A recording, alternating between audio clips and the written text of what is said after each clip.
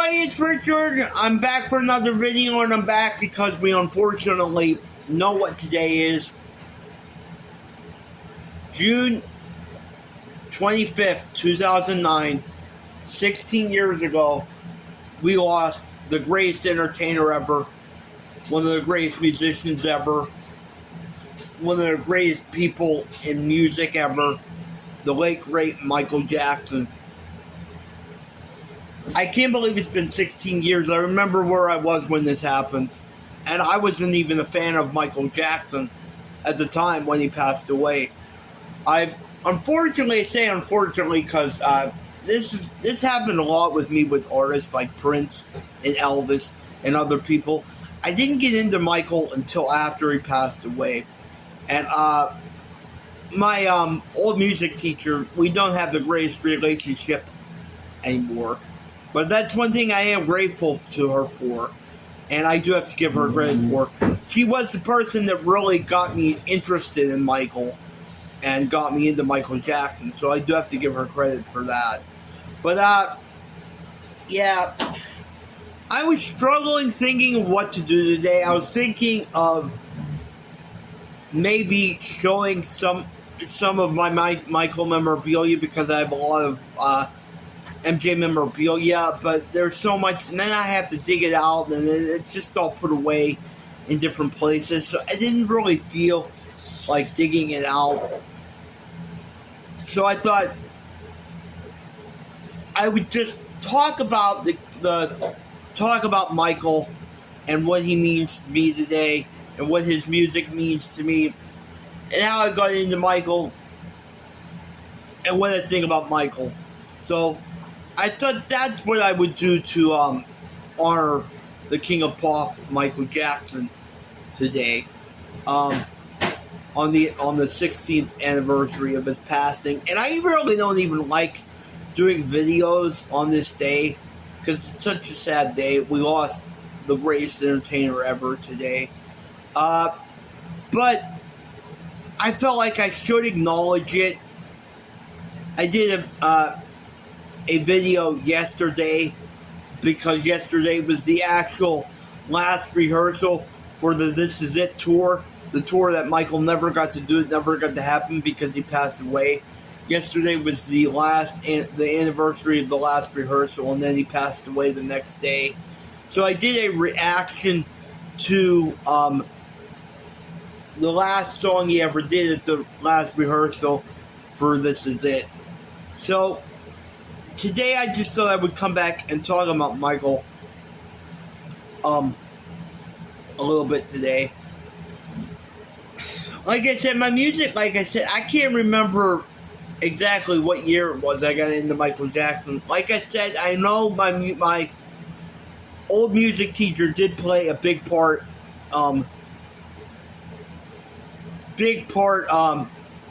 in me becoming a Michael Jackson fan.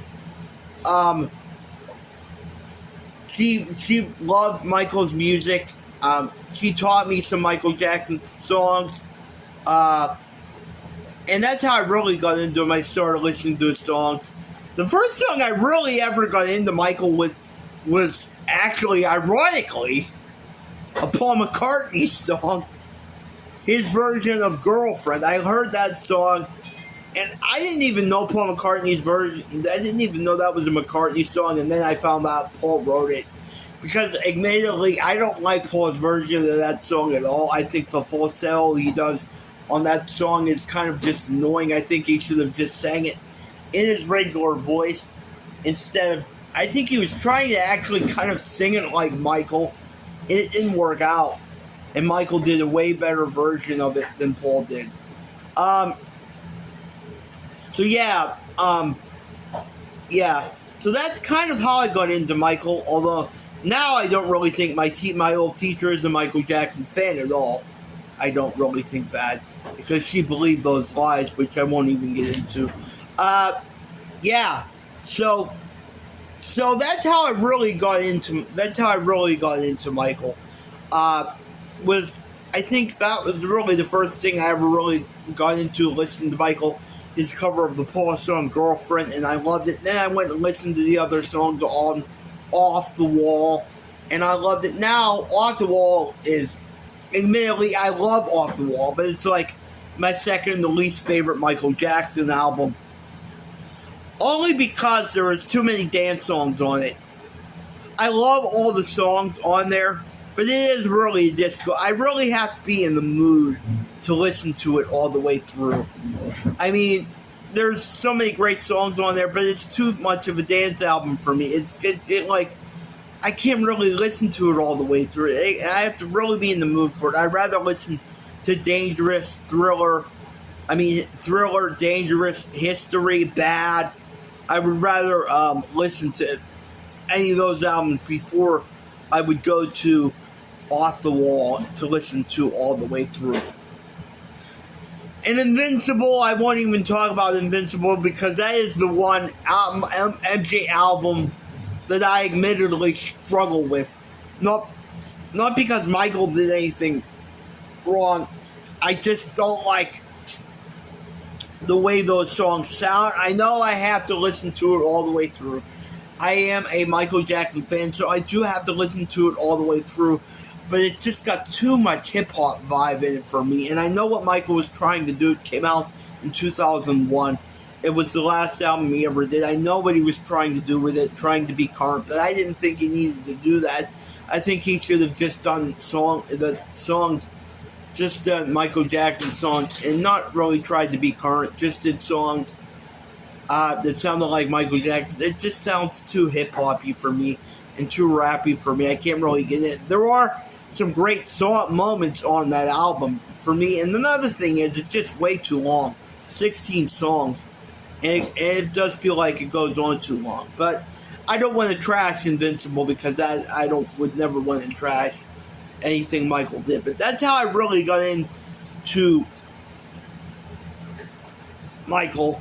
And then I discovered Thriller. And Thriller was a game changer for me. Thriller was like, oh my God. And it still is my favorite Michael Jackson album of all time. I think it's one of the greatest. I think the Beatles' Abbey Road and Thriller and Carole King's Tapestry, and then there's a few more. There's just a few albums that are like, I think, some of the greatest musical accomplishments in music history.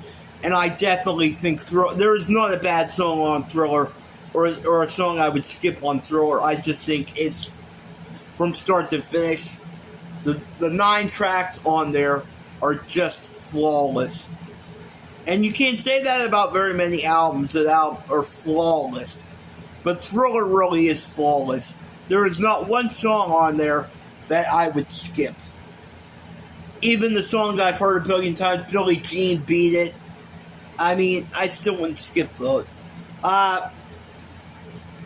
So yeah, I heard Thriller, and that changed everything for me. I was like, oh my! From the minute I listened to it all the way through, I was like, oh my God, this is. I don't even know what to call this. This is just like phenomenal. This is just like one of the best things I've ever heard in my life. And I still think it is. Thriller was a game changer for me. And that's how I really got into Michael, started collecting Michael stuff, really wanted to hear more from Michael, wanted to hear the other albums. That was really what got me into Michael Jackson. As most Michael Jackson fans will say, that's what really got them into Michael.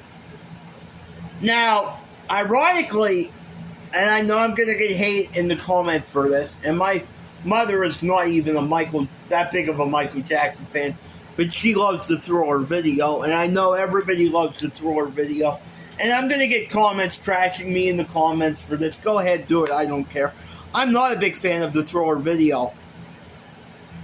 I'm not going to say it's overrated, but I just think it's just too much. It goes on too long. There's too much going on in it. There's only 3 minutes of actual music. And then the stuff with the zombies, and it's just like a little too much for me. Now, ironically, my favorite Michael Jackson video, I call it a short film because I can't consider it. It goes on for 40 minutes. but it doesn't get tired for me. I think it's one of the greatest things I've ever seen. And I'm talking about the Michael Jackson Ghost video. That if you've never seen the Michael Jackson Ghost video, do yourself a favor, go check it out. It's phenomenal. It's one of the greatest things I've ever seen in my life. It's just, from start to finish, it's 40 minutes long, but it's worth it watching it in its entirety. It is insanity, and I think it aged better than the Thriller video. I just think it's better than the Thriller video. That's just my opinion. But, like I said, the album Thriller changed everything for me. Then I think Bad was the next thing I got into. I listened to Bad. I was like, oh my god, this is amazing too. So Thriller and Bad were like the two game changers for me. Then I discovered what I think is Michael Jackson's most underrated and underappreciated work he ever did. And F.U. MJ Estate. Why won't you recognize this album? Why won't you recognize this? We just let the anniversaries of this album go by without even doing anything for it. Dangerous. Michael Jackson's 1991 masterpiece. Dangerous. It is phenomenal. Phenomenal. I can't say enough great things about that. Remember the Time. The video for Remember the Time is one of the greatest videos I think Michael ever did. And it had the great Eddie Murphy in it. And then Michael did What's Up With You, Eddie Murphy's video for Eddie Murphy's song. That video is phenomenal. Everything on that album is gold. Will You Be There? Oh my god. One of my all-time favorite Michael Jackson songs of all time. Give In To Me, when he's rocking out and he's got Slash on guitar. Just phenomenal. Phenomenal. Everything about that album is just incredible. Incredible. And the cover, the artwork, the cover, oh my lord, the cover is amazing too. So Dangerous, I think, is one of Michael's Heal the World, one of the most beautiful songs ever written, I think. So Dangerous, I just think it's one of Michael's most underrated, underappreciated works of art. I don't know. And screw you, MJ Estate, for not giving it the credit it deserves. So yeah. So yeah, Dangerous. Then he put out History. They put out History. History was an amazing album. I love the stuff from History, especially Stranger in Moscow. And yeah. So History was amazing in 95. We just had the 30th anniversary for it. And again, the MJ Estate didn't do anything for it, didn't even recognize it on social media. So there they go again. I can't stand that estate. Then, of course, he did Invincible, his last album of original work ever, which I already said how I felt about that album. So I'm not really going to go into that. And then a couple other albums did come out after he passed away. Escape, which is phenomenal. Escape is a phenomenal album. And then, of course, we got the infamous Michael album, which I say infamous because there were 3 tracks on that album where Michael was not actually doing the singing. It was another artist, and they pretended that it was Michael, and everybody found out, and everybody knew as soon as they heard the tracks it was not Michael's voice. And they did get sued over it. Sony got sued over it. So yeah, and they should have. But those tracks are still on the album. Why are those tracks still on the album? They're not Michael's voice. They're not Michael's vocal. There's somebody who sounds like Michael. They should have been taken off the effing album. Why are they still on there? That's one thing I'll never understand, why those songs were taken out of there. Maybe because there was only 10 tracks. And if you take 3 songs off there. That only leaves 7 tracks, and 7 tracks is more of an EP than an actual album. But I think those songs should have been taken off because they weren't Michael's real vocal. So yeah, I just wanted to do a quick run through of Michael's work. Now I want to talk a little bit more about what Michael means to me, the person Michael and the music. There's not a lot of people that, like, whenever I see them or I watch them, they make me happy. Paul McCartney is one of them. There's a few other people, a few other artists that, even though I love their music, it just, like, seeing them in a video or seeing their face just makes me happy. Michael, whenever I see Mike, unless it's like a bad video of Michael where they're talking about the bullshit and I don't want to be involved with any of that shit, and I'm not going to talk about it. It's just like seeing Michael from the 80s and the 90s, from the Thriller era and the bad era and the Dangerous era. Just seeing videos and seeing him, just I automatically have a connection to it. It automatically makes me feel happy if I'm sad.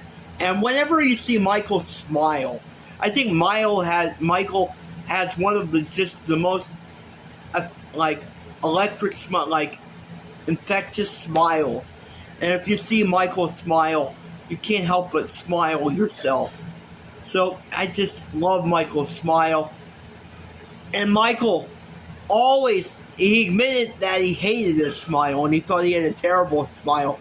Well, I completely disagree with you, Michael. I love your smile, and I think your smile was one of the cutest smiles and one of the most infectious smiles. So yeah, I just have this connection to Michael, and whatever I see, as long as it's not anything bad, I just instantly feel happy, and I instantly feel a connection. Now, not to talk about the bullshit and the we know what the allegations of the we know what happened, and we know they didn't really happen. But I do want to touch on it a little bit, that I do think Michael Jackson is one of the most misunderstood people in entertainment ever. Of course, I'm going to say right off the bat, I think all the allegations are bullshit. People that specialize in that have said there's no way that Michael could have done those things. There's no way Michael abused those people. So we're not even going to talk about that. People didn't even give Michael a chance. They just automatically assumed because he was different or what they called weird. He really wasn't weird, but they thought that people said he was weird, and he really wasn't. They just didn't understand him. But yeah, he wasn't weird, and he was an easy target for the media to go after, and an easy target for people like Martin Bashir. Oh, I hate him. Martin Bashir to go after. He was an easy target for the media, and he was easy for them to go after. But we know he was innocent, and he didn't do any of those things. But because he had his issues, he was an easy target for the media to go after. So they trashed him, and they made him look like a horrible piece of trash and somebody who abused children. And we know he didn't abuse children. He's one of the most misunderstood people of all time. The things that he went through in his childhood. Just look at the things he went through in his childhood. You tell me that if a father sexually abusing your sisters, throwing you down stairs. You come back to me, you come back to me after all that and tell me you're going to be completely normal. You're not going to be completely normal. So yeah, anybody that went through that is not going to be completely normal. So they won't even consider or think about what Michael went through. They just see he's a little, I guess, a little different, and they just fed on that, and they used his love for children. Now, I will admit that Michael, maybe he didn't know how to express his love for children the right way. And I could see how having all those kids over there could look weird, but I never in a million years think that Michael did anything to those kids. I don't think Michael did anything to those kids to harm them and sexually abuse them. I don't think it, and I'll never think it. And he even said, I never slept in the bed with those kids. I would sleep on the floor, and I would give those kids my bed. He never said he slept in a bed with kids. But I think he loved kids so much, and he didn't know the right way to go about expressing it because he was very immature. You can watch in interviews and see he was immature. So I don't think he knew the right way of going about it. But I never in a million years think he did anything to hurt those kids. And I just think he was so open about it because in interviews, because in his mind he didn't think he was doing anything wrong because he didn't know the right way to go about it. He didn't know how to go the right way about it, but in his mind he didn't think he was doing anything wrong. So that's why he was always so open about it. And it looked bad. I'll admit it looked bad, but I never in a million years think that Michael was hurting those kids. And I think he's just one of the nice... What about all the humanitarian work? Michael did so much work for charity. He did so much work for charity and so much work for kids. When kids were dying, he donated so much money, and he would go and visit the kids. And he did so much humanitarian work and donated so much money to charity. But, fuck that. We're going to talk about that. We're not going to talk about that.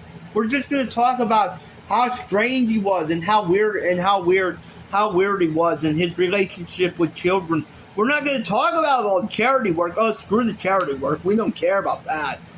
So, yeah, look up all the... I don't mean to turn this into like a kind of a rant thing, but look at all the charity work, all the stuff he did for kids, and all the charity work he did. And look up that stuff. You're not going to hear people talk about that stuff. You're just going to hear people talk, he was weird and all this shit.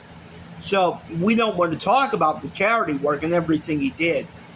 We're just going to talk about, he's weird. He's weird. He's weird. He's a weirdo. So, but no, nobody will ever talk about that stuff.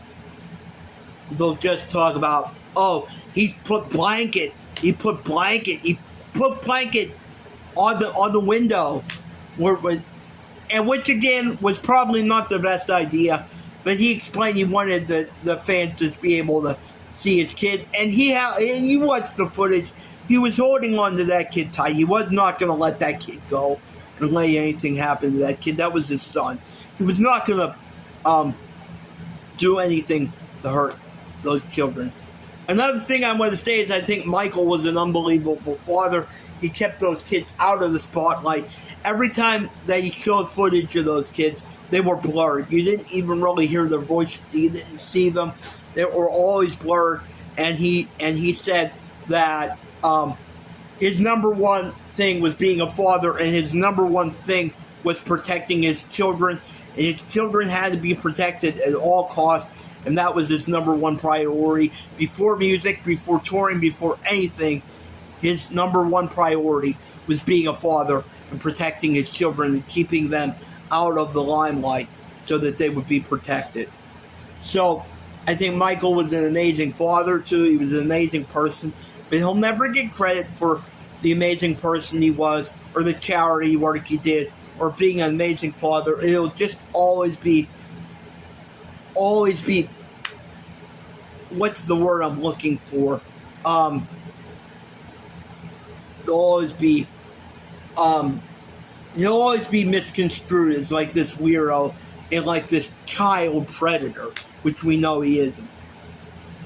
So yeah, that's pretty much it. I just wanted to come on. I didn't really mean to go on that long about that part, but I just wanted to come on here and do a quick tribute to one of my musical heroes and one of my heroes, Michael Jackson, who, like I said, today is the 60th anniversary of when we lost him. The ceremony, I think, from Forest Lawn is going to be starting pretty soon. and the releasing of the doves is going to be pretty soon. I think they do that. He died around 2:00. I think that's when they do that. 2:00. I think that's when they actually, or the minute that he actually passed away. I think that's when they released the doves. So yeah, I just wanted to come on here and do a quick tribute to Michael Jackson, the King of Pop. We miss you, Michael. We love you. 16 years ago. Wow. And I was just watching Captain EO a little bit ago because I wanted to watch something with Michael. And I was just, when they got to the dancing part, the choreography part, the dancing part, I'm like, oh my God, this is incredible. This is amazing. So yeah, I just wanted to come on here and do a quick tribute to Michael and do a quick loving tribute to Michael. And any negative comments in this video, this is a tribute to Michael on the anniversary of his death. So any negative comments towards Michael, you can say whatever you want about me. I don't care. You can call me a fanboy or whatever. I don't care. Any negative comments towards Michael will immediately be deleted and will not be responded to. So, yeah. I just wanted to come on here and do this quick tribute. I had trouble thinking of what I wanted to do today, but I think this was pretty good. I think this was a good tribute to Michael. Let me know what you think in the comments. So yeah, that's pretty much it. I just wanted to come on here and do something for Michael, and I think this was pretty well. Let me know your favorite memories of Michael in the comments, your favorite thing that Michael did, your favorite song, whatever. Just keep it positive, your favorite things about Michael. And if this is your first time over here, please hit the like and subscribe button, and please hit the notification bell so you'll always be notified when I do a new video or a live stream. Until next time, peace and love. Peace and love is the only way here. Be kind to one another, heal the world, and rest in peace, Michael. We love you.